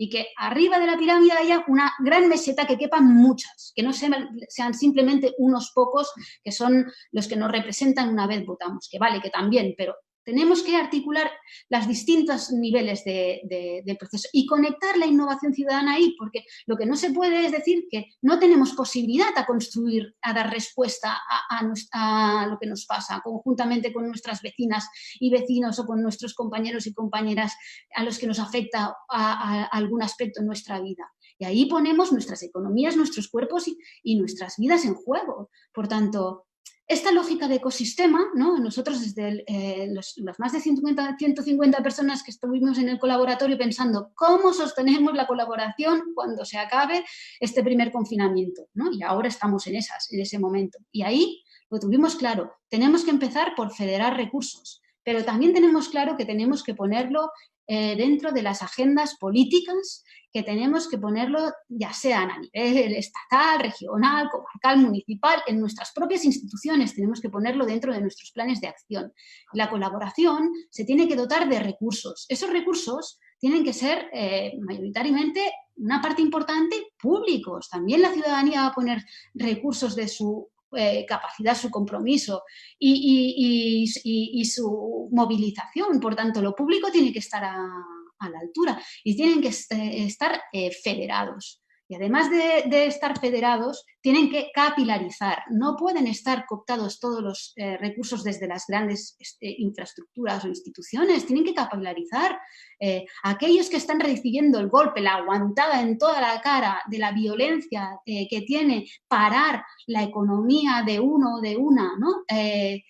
Esos agentes con los que trabajamos, que están levantando proyectos desde la economía social y solidaria, desde pequeñas cooperativas, desde asociaciones, desde las instituciones públicas, tenemos que ser referentes en capilarizar los recursos que llevamos para que lleguen y tenemos que defender la activación de nuestros planes de acción para que puedan hacer. No podemos caer en una parálisis que nos deje a todos colapsados y encima cerrar todos los canales de participación porque si no es que la energía se va a estancar, se va a putrificar y lo que va a alimentar son, a calentar esos huevos de la serpiente de los populismos. Van a traer, podemos sacar lo peor o lo mejor de nosotras. Entonces, Laia, perdona. ¿Qué queremos alimentar? Ya te queda un minutín. Perdona por cortarte. Sí, de hecho, ya termino porque esto es lo que más o menos quería decir. Simplemente que en CityLab, pues esto lo hemos venido haciendo, intentando incorporar, ¿no? Una manera de hacer que entienda la sociedad como un sujeto y que ponga, ¿no? Nuestra mente, nuestro conocimiento, nuestro corazón, nuestras relaciones, todo lo que es comunitario y nuestra capacidad de acción, ¿no? A la hora de diseñar cómo podemos activar estos ecosistemas de innovación ciudadana y que todo lo que son los COS, la comunidad, el conocimiento, la co-creación, la coproducción, ¿no? La toma de decisiones compartidas y el pensamiento computacional o el diseño son superpoderes ciudadanos y aprender a innovar tiene que ser un derecho porque necesitamos un sistema de innovación que sea universal, que capilarice, que sea de todas. Por tanto, eso es lo importante y la forma para atender y acercarnos a esa universalización del sistema de innovación para que sea de todos y sea democrática, tiene que empezar por esta idea del ecosistema y que, bueno, después podemos seguir charlando en la segunda parte, ¿no? con las preguntas de todas vosotras que nos estáis escuchando. Gracias, Ana. Muchísimas gracias, Laia, por esa idea, además que nos viene bien si queréis, Diego, Santi, uniros a la conversación. La idea ahora, en esta media hora, ¿no? que alargamos un pelín más el horario del debate, creo que ha habido tantas cosas, ¿no? Y esta idea de capilaridad, ¿no? De cómo llegar esos recursos a esas pequeñas iniciativas, creo que también puede estar en la base de esta cuestión de la sostenibilidad de este tipo de procesos, tanto para los que están participando, ¿no? Como para los agentes o el ámbito más de las personas o las entidades que se dedican desde la administración pública, pero también como agentes independientes, ¿no? Que como Diego, nosotros también como que estás en ese otro lado, ¿no? Entonces, no sé si tenéis alguna idea o si queremos poder ahondar sobre eso último que comentaba Laia, sobre de qué manera poder redistribuir de una forma como más justa, equitativa esos recursos para llegar realmente a esas iniciativas desde el territorio, desde esas iniciativas comunitarias, pero también ese ámbito de profesionales, aunque suene así un poco extraño, de personas, ¿no? que facilitan y acompañan este tipo de procesos, ¿no? Que hay una precarización importante, ¿no? Y cómo poder atajarla. Como decíamos, no hay soluciones ni recetas, pero un poco por lanzar y comenzar la discusión sobre esa sostenibilidad de este tipo de procesos experimentales, abiertos y participados. Si queréis tomar la palabra, le dais al micro y lanzáis.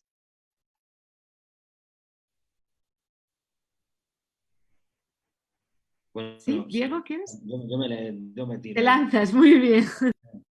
A lo loco. O sea, no, si es que realmente un poco, o sea, si es que yo creo que casi todos estamos un poco como planteando un poco como la historia como de alguna manera, pero es que, o sea, prácticamente un poco lo que está ocurriendo es que no existen como yo me quedo un poco en esta cuestión un poco de que hay como unas políticas públicas como que no están prácticamente desarrolladas, salvo en los momentos puntuales, ¿no? O sea, como la lectura un poco yo también intentaba hacer un poco era esta, como ha habido como una especie de aleatoriedad dentro de todo un momento muy errático, o sea, donde se han dado como algún tipo de iniciativa, o sea, pero que no se ha consolidado ya como en una práctica o en una política pública que permite esa sostenibilidad de iniciativas. Por ejemplo, aquí hemos tenido las ayudas a la creación, ¿no? O sea, para ser más concretos, en Madrid, ¿no? Ayudas a la creación que estuvieron un tiempo, o sea, y que ahora ya no están, ¿no? O sea, que estuvieron un tiempo, desaparecieron y que ahora vuelven a estar y que no sabemos si mañana van a estar, ¿no? O sea, entonces, por ejemplo, un espacio independiente en Madrid ha estado durante mucho tiempo sujeto como a todo ese momento donde aparecían y desaparecían, o sea, estas cuestiones. Entonces, bueno, más allá de si hay o no una dependencia a lo público, pero sí que es cierto que lo público tampoco está dando una respuesta a por lo menos construir una posibilidad para que exista una base para que eso pueda ocurrir, ¿no? O sea, entonces, eso es una de las cosas que siempre como que han estado un poco como por ahí como muy presentes, ¿no? Que muchas veces, claro, la agenda política, o sea, la estructura política que estaba en cada uno de los momentos es lo que ha condicionado que esto ocurre en todo, ¿no? O sea, no es que estemos hablando de nada nuevo, ¿no? Se ocurre en cualquier política cultural, educativa. Aquí, por ejemplo, tenemos que cada vez que hay cambio de gobierno, cambio de políticas públicas en todos los ámbitos, ¿no? Entonces, claro, la precariedad de estructuras que nos estamos moviendo a los vaivenes de esos cambios políticos, pues nos genera un poco, pues también que nuestras vidas, pues esté sujeta un poco a eso, ¿no? O sea, entonces, dar una respuesta para que eso pueda un poco revertirse es un poco una de las cuestiones de base, ¿no? Que debería un poco como existir, ¿no? O sea, y luego, bueno, sí que nos podemos un poco plantearnos como dentro del sector, o sea, cómo existen como, pues cómo revertir un poco esto. Pero sí que es cierto que cuando se montan como todos los trabajos de mesas sectoriales y todos los trabajos que se están planteando, por ejemplo, aquí en Madrid, pues prácticamente se atienden más a esas necesidades de las industrias culturales, o sea, más potentes, ¿no? O sea, entonces, las negociaciones siempre están supeditadas un poco a donde la propia institución está atendiendo un poco a estos intereses, y por ahora no hemos conseguido que haya como una masa crítica que revierta un poco como esa atención, ¿no? de ese otro tejido, y creo que quizá aquí también deberíamos un poco plantearnos los agentes independientes eso, ¿no? O sea, cómo, porque siempre estamos reclamando, ¿no? Pero cómo no hemos podido construir una masa crítica desde el otro lado para poder un poco plantearnos como un interlocutor importante a la hora de poder reivindicar pues todas las cuestiones que nos atañen a nivel gremial, ¿no? O sea, que también es un poco como la otra contraparte un poco que podemos un poco también plantear.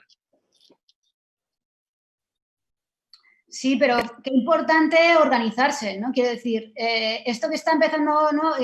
Susana, vosotros estáis con REAS, ¿no? Haciendo red, pero es que tenemos que salir de las redes sectoriales de cada uno de los ámbitos y sumar, porque a lo mejor no somos masa crítica cada una solamente en un sector, pero si nos vamos sumando, ¿no? La masa crítica del sector del ámbito cultural, más la del ámbito educativo, más todos los que están implicados en defender, ¿no? El respeto al medio ambiente.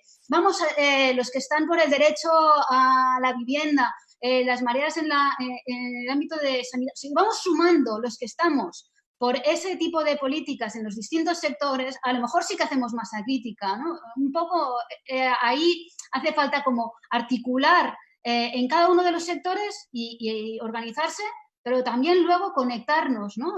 desde los distintos sectores para sumar fuerzas en esa reivindicación. Sí, bueno, en mi caso, la verdad es que lo que puedo decir tiene que ver con el entusiasmo que me transmitís, tanto Diego como Laia, que estáis en plena edad productiva y me imagino que también reproductiva en cierto sentido de cuidar la vida. Y ahí es donde yo pongo, digamos, un poco el entusiasmo, ¿no? En esa pasión que no se acaba nunca de terminar, a pesar de que efectivamente los vaivenes y las decepciones que la política nos produce, pues a pesar de todo eso, incluso con todo eso, pues la vida sigue. La vida sigue y la vida está acompañada, digamos, un poco por esa pasión, ¿no? Por esa pasión de vida. Yo estaba leyendo ahora, justo en paralelo, estos días, acabando, tanto la última recopilación de textos de Judy Butler, Sin miedo, ¿no? Esa cosa de sin miedo que Judy Butler contra las violencias institucionales que Judy Butler propone, ¿no? La idea de abordar la violencia o un mundo sin violencia, pero a partir de la posibilidad de que haya una violencia dialéctica, una violencia poética, una violencia de la reivindicación, una violencia de los hechos, una violencia de las pequeñas cosas que se sublevan contra las estructuras que no se mueven o que parece que no se mueven o que somos incapaces de moverlas, ¿no? O esta idea que Amador dice, no se trata tanto de preguntar, de hacernos la pregunta leninista de siempre de qué hacer, sino cómo hacer, ¿no? Y él se apoyaba, digamos, en este relato de Rita Segato, lo dice ahí en una entrevista larga que le hace al final y también al comienzo, en un texto suyo, que frente a ese proyecto histórico, digamos, un poco de la posesión, digamos, el proyecto del capitalismo de llevarse las cosas a los bolsillos, ¿no? De comer todo lo que nos dé la gana, de tener la libertad por bandera y poder viajar a cualquier sitio del mundo, en fin, esta cosa, digamos, un poco del proyecto de la posesión, que dice, frente a ese proyecto de la posesión estáis vosotros, estamos todos, ¿no? En lo que a mí me parece que parece más interesante, que es el proyecto de los vínculos, ¿no? Que lo habéis hablado, tú has hablado, Laia, en el barrio, en la escuela, en la ciudad, los proyectos de los vínculos que además, en el caso de Rita, lo vincula, digamos, a un concepto anterior de Quijano, ¿no? De Aníbal Quijano, cuando habla del movimiento de la sociedad, no tanto de los movimientos sociales, sino de los movimientos de la sociedad. No tanto pensar en la perfección e imperfección de los movimientos sociales, sino en el movimiento de la sociedad, ¿no? ¿Dónde está ese movimiento de la sociedad? ¿En qué engranajes, en qué puntos está esa sociedad que se mueve, ¿no? O en cierto sentido, también no tanto acompañar a la política para tomar el poder, sino atender a las potencias que están ya en esa sociedad que se mueve, ¿no? Y yo creo que, bueno, pues desde mi punto de vista, yo creo que el Estado, la administración pública, debería mirar hacia esas potencias, ¿no? No atender a su propio poder, no atender al poder de la institución, no pensar que la institución lo puede todo desde arriba, no hay tampoco ahí arriba y abajo, todos somos institución, ¿no? Sino atender a esa potencia, ¿no? Y bueno, pues probablemente pues dando valor pues a esas transformaciones que parecen invisibles, pero que yo creo que son siempre que están muy a la vista, ¿no? O sea, parecen micro, pero son enormes, ¿no? Cuando en fin, las primeras manifestaciones feministas del Black Lives Matter en Estados Unidos se sublevan por un hecho muy concreto, de repente esa burbuja se convierte, digamos, de nuevo otra vez en una potencia política más allá de los partidos, más allá de los gobiernos, más allá del Partido Demócrata o Partido Republicano, ¿no? Ahora estamos todos expectantes de a ver qué pasa en Estados Unidos, que el mundo parece que se va a caer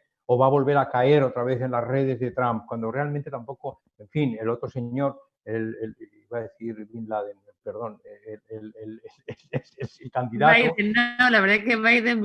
Entonces, en fin, me interesa muchísimo más. Claro que me interesa que no gane Trump, por supuesto, pero aunque no gane Trump, las fuerzas que están detrás de Trump siguen ahí, digamos, lo que tú hablabas de los populismos, siguen ahí. Entonces, pero también es verdad que siguen también las otras fuerzas, las otras potencias, ¿no? Esas silenciosas o también sonoras y ruidosas en muchos casos, ¿no? Bueno, los sin palabras, en fin, los que no tienen voz, del que habla Rancière o de las figuras subalternas de las que habla Spivak, digamos, todo ese entramado de las ideas y contenidos que parece que no son, pero que están ahí en la sociedad, ¿no? Yo creo que hay que mirar ahí.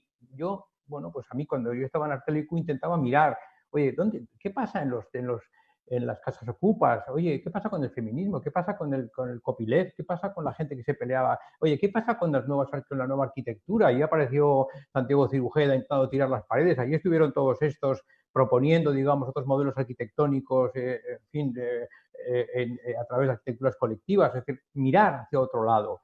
Mirar hacia donde no parece que ocurren cosas y sin embargo hay constantes acontecimientos. No me refiero a hacer una política de eventos, de grandes eventos, en fin, de grandes estrellas y de multitudes que se aglomeran delante de un escenario, sino qué pasa en los escenarios pequeños. Bueno, qué ocurre con las historias y las leyendas, en fin, la historia maravillosa del proyecto, digamos, no me acuerdo el nombre del artista, que llevaron a cabo en el Reina Sofía a partir de la imposibilidad que tuvo este señor de Bangladesh por no poder hablar y comunicar que estaba enfermo de COVID, ¿no? Y es decir, esa imposibilidad de ser traducido, ¿no? Aquel hombre era un hombre que no tenía palabras. Bueno, tenía muchas palabras que decir, pero no tenía la capacidad de poder contarlas porque no tenía la lengua del poder que le permitía acceder a los servicios sanitarios, ¿no? La fuerza constituyente que se creó alrededor de esa anécdota, una anécdota de vida y de muerte, plenamente supuso, digamos, pues bueno, la creación de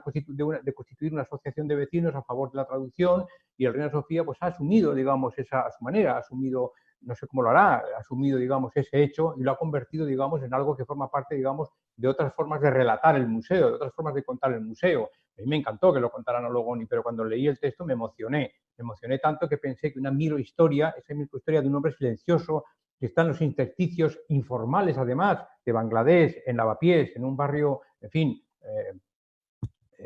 atravesado por todas las contradicciones de una ciudad como Madrid, ¿no? O sea, fundamentalmente capitalista en el sentido de que es productivista y, sin embargo, había esa microvida allí con aquella potencia. Pues esas micropelitas afectivas, ¿no? De las que también he comentado antes de Suelle Rom, y entonces cuando están ahí, yo me siento vivo. Y sé que están ahí, incluso ahora que parece que el mundo se viene abajo, incluso ahora que parece que la política de la derecha nos devuelve otra vez lo más gris de nuestra historia franquista, incluso ahora que vemos que las potencias post-15M reconvertidas en un partido convencional, pues hacen lo que pueden, pues en fin, lo que pueden, que no es siempre lo que nosotros quisiéramos, porque nunca podemos conseguir todo lo que queremos, pues incluso contra todo esto o junto a todo esto está toda esta vida. Y ahí hay muchos agentes culturales, hay mediadores, hay gente que socializa experiencias, que requiere dignidad en su trabajo. Y ahí es donde, digamos, las instituciones públicas tienen que mirar también. no mirar, digamos, en fin, a qué hacen las grandes discográficas, qué hacen las grandes productoras de cine. Sí, bueno, que miren, pero que no miren solo allí.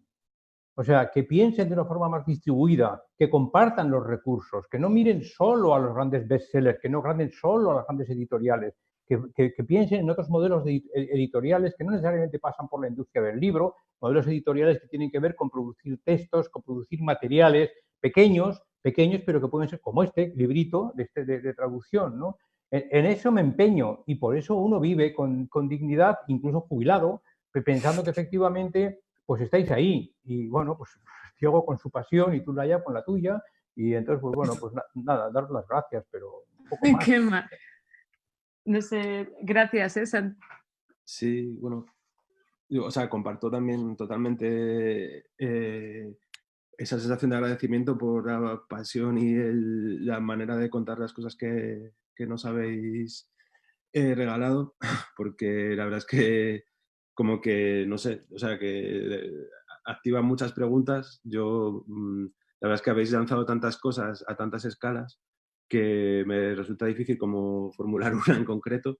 Sí que me parece como que hay una especie de hilo conductor entre muchas de las cosas que habéis contado, que tiene que ver un poco con varias cosas que habéis dicho en relación como a achatar la pirámide, como romper ¿no? romper la jerarquía, como renovar o poder reconstruir como una especie de comunicación entre arriba y abajo, entre estratos como que conforman este ecosistema que habéis descrito.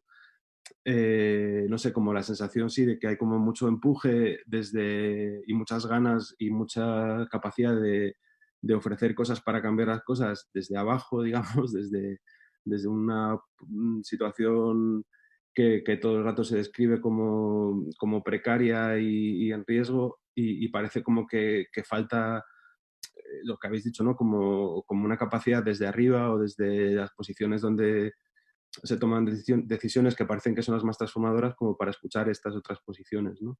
Entonces, no sé, como yo no soy capaz de articular una pregunta, voy a recoger una que se ha puesto en el Facebook, ¿vale? Que habla sobre todo del tema de la temporalidad, ¿no? Como que una persona, Ángel Astorqui, se pregunta por cómo todos estos retos que parece que solo son posibles de alcanzar como a largo plazo, o él piensa que parece que solo son posibles a largo plazo, como si veis posible o de qué manera veis posible que a corto plazo se pueda dar respuestas o se puedan abordar problemas como más inmediatos, ¿no?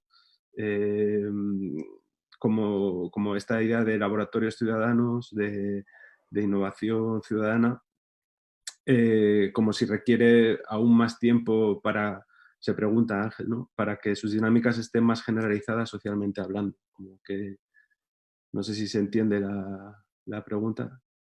Pero Sí. la cuestión de los tiempos, Sí. ¿no? La temporalidad. Sí. Me lo vas a preguntar a mí, que tengo 67 años y todavía me estoy preguntando qué fue aquello que dijimos cuando tenía 30, que parece que no ha pasado nada.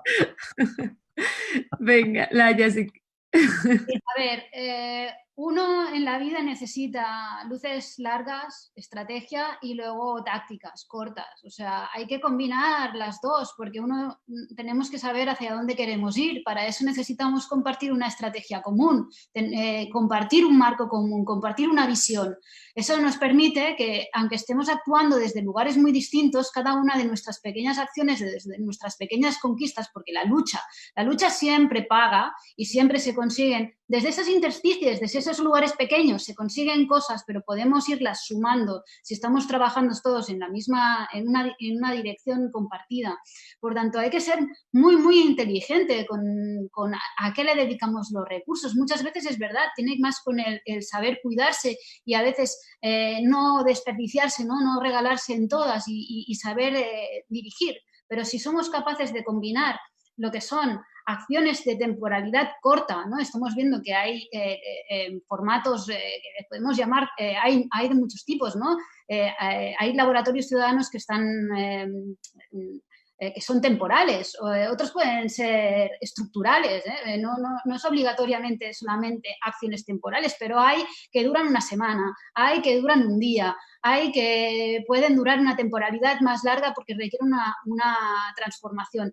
Y gente como Todos por la Praxis, ¿no? o Grigri lo han demostrado con unos proyectos que son maravillosos. O sea, no es una cuestión que nos falten ni formatos, ni tácticas, ni formas de intervención. Ahora lo que necesitamos también es que el sector público dé un paso adelante y lo haga incorporando esos recursos que van a venir desde Europa y que tienen que llegar desde los distintos ámbitos para que puedan pasar estas cosas y no como una cuestión capilar, o sea, estética de maquillaje, no. Esto tiene que venir a quedarse y tenemos que luchar para abrir desde dentro las instituciones y desde esas grietas conseguir volver a articular que primero son pequeños espacios, pues ese espacio de participación en la biblioteca, ese espacio de participación que a lo mejor era el consejo escolar en las escuelas, esos espacios que a lo mejor necesitamos abrir en los centros de atención primaria, que sean para la participación y la innovación ciudadana, tácticas y estrategia compartida, largo y corto. Diego, mil gracias, vaya, súper claro. Diego, ¿qué? No se te escucha, Diego. Activa el micro. Vale, perdona. El tema de la temporalidad, de largo-corto, es que yo creo que, que la sostenibilidad no significa la durabilidad, o sea, muchas veces, ¿no? O sea, aparte porque muchas veces los proyectos, o sea, se transforman y son otra cosa. Entonces, las estructuras incluso que los soportan son otras cosas. Y de hecho muchas veces lo interesante es que pase eso, ¿no? O sea, que haya como una mutación de agentes, que haya una mutación de un montón de elementos y que incluso los propios proyectos se transforman en otros porque de manera natural pues, el punto de interés se ha cambiado, ¿no? Pues durante los contextos cambian y las situaciones cambian. Incluso tú mismo, pues nosotros hemos pasado de unos proyectos a otros, de unos colectivos a otros, o sea, vamos un poco como dándole vueltas un poco, pues realmente, o sea, nuestras comunidades o nuestros intereses, o sea, están en otro plano, ¿no? También como comentaba Laila. Y yo creo que sí que es importante un poco esto que también se mencionaba un poco de cuando hablábamos un poco de esa masa crítica, creo que quizá un poco es cómo se permea un poco como a todo ese tejido que tenemos como más amplio para que eso, o sea, realmente, o sea, se asuma como una cuestión que es compartida por un tejido que realmente nos implica a todos, ¿no? O sea, entonces, más allá de que haya un proyecto en concreto que se quiera mantener, es realmente si esa iniciativa tiene un interés para una comunidad específica, para una comunidad de intereses concreta, ¿no? O sea, entonces, ya no es mantener un proyecto porque sí, sino es mantener como pues todo unos intereses en torno a esas iniciativas, ¿no? Entonces ya pueden haber unas personas u otras, ya puede haber como tal o otro, pero realmente, o sea, los que están detrás es como todos los interesados un poco en el desarrollo de esa iniciativa, ¿no? Bueno, y luego una cosa que quiero comentar, un punto concreto. Nosotros estamos hablando de un contexto muy determinado que es Europa, donde ahora, por ejemplo, porque un ejercicio de redistribución fiscal importante, que no nos olvidemos que el dinero no viene de Europa, el dinero sale otra vez de nuestros bolsillos. La única diferencia es que en este caso, afortunadamente, no van destinados, digamos, a precarizar la vida, sino, digamos, un poco a intentar equilibrar, digamos, un poco la vida de los trabajadores en debidas condiciones, y parece que no van a ir a los bancos y van a ir a las grandes empresas inmobiliarias para que el sector inmobiliario se venga abajo, que es lo que ocurrió en la primera crisis, sino parece ser que ahora hay una sensibilidad distributiva mayor.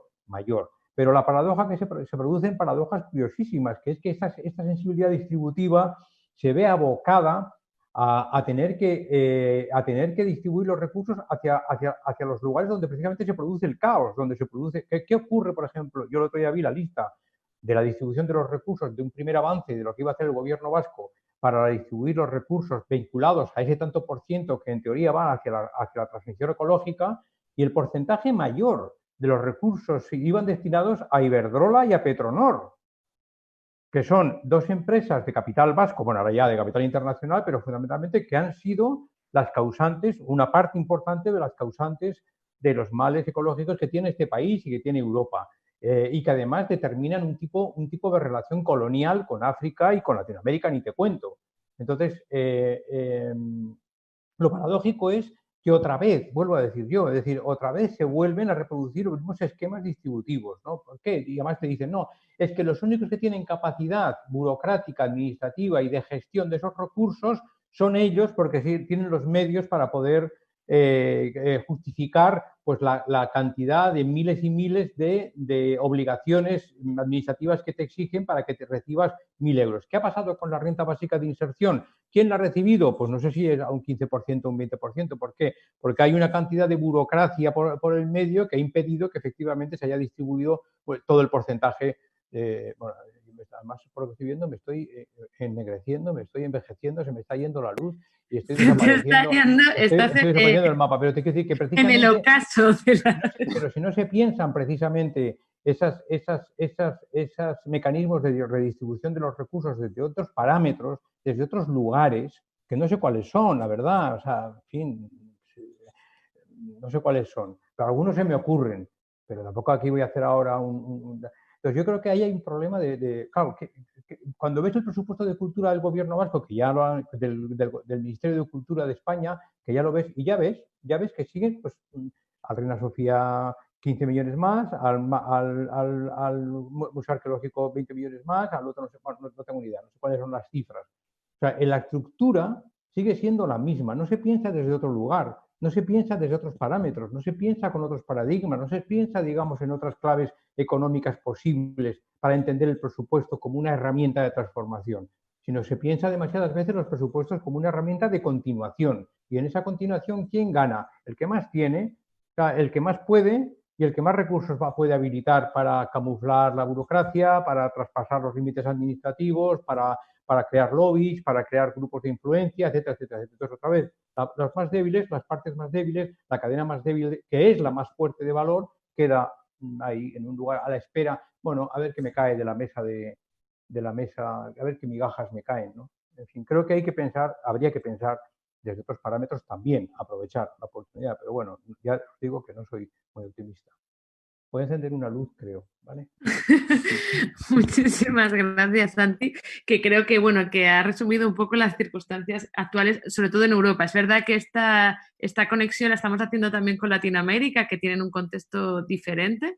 No sé, también creo, Diego, ¿no? Tú has estado varias veces por allí. No sé si queréis apuntar alguna cuestión de cómo se genera sostenibilidad en entornos quizá más informales o más precarios o donde esa relación con lo público es como más tensa o diferente, ¿no? Entonces venimos ahora de estar en Bamako. No sé si querrías apuntar algo desde ese lado y alguno de vosotros también como para ir cerrando, ¿no? la conversación en tanto esta cuestión de cómo hacer llegar esos recursos y redistribuirlos para poder producir esa experimentación de la que estamos hablando, ¿no? Que muchas veces se nos llena la boca de qué implica, o sea, de la colaboración, la participación, pero qué costes, ¿no? Y cómo se puede acompañar de una manera digna y consciente. No sé si, Diego, por la parte de Latinoamérica, querrías añadir alguna cosilla.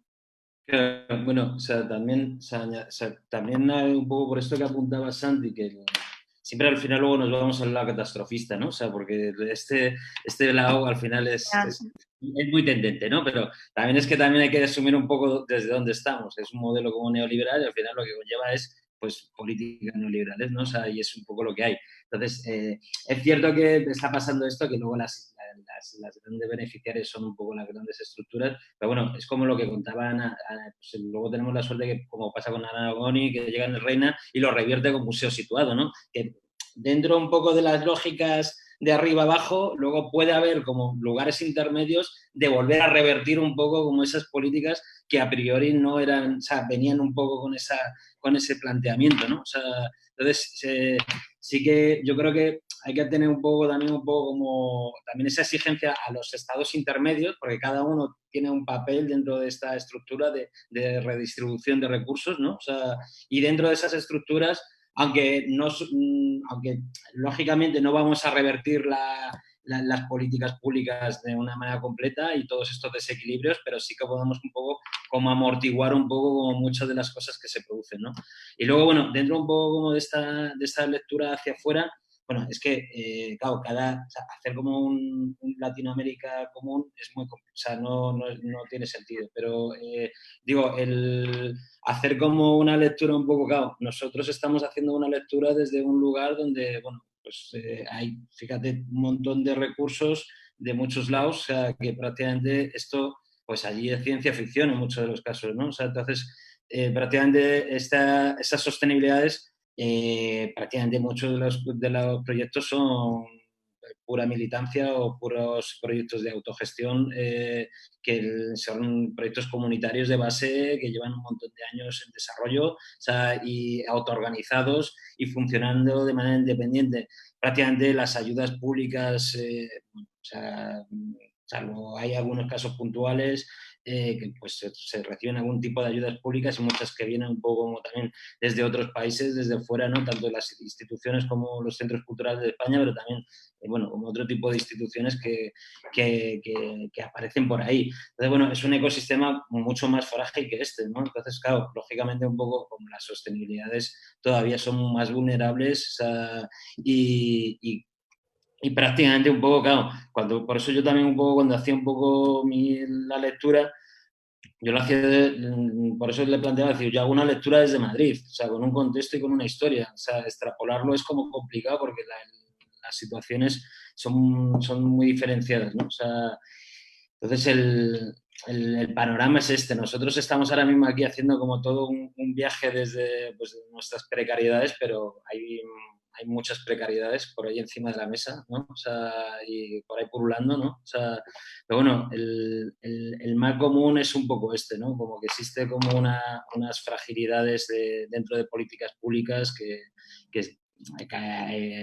prácticamente allí son mucho más fuertes, ¿no? O sea, y prácticamente en muchos casos son casi inexistentes. O sea, bueno, no sé, o sea, el Ministerio de Cultura en Bolivia desapareció hace poco, o sea, por ejemplo, o sea, entonces, no sé, es como, dependiendo un poco cada uno de los casos, también un poco como esta historia pues puede cambiar un poco dentro de cada uno de los contextos.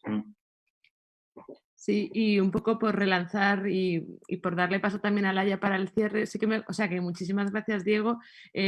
Con el colaboratorio sí que ha habido conexión con Latinoamérica, ¿no? Ha habido conexión con la propuesta de laboratorios ciudadanos en diversas ciudades latinoamericanas a partir del Festival Frena la Curva, ¿no? Que se ha replicado en otras ciudades de Latinoamérica. Y si nos puedes dar un par de apuntes sobre esa relación o si sabes un poco cómo se están haciendo cargo, ¿no? de ese tipo de proceso, pues sería genial.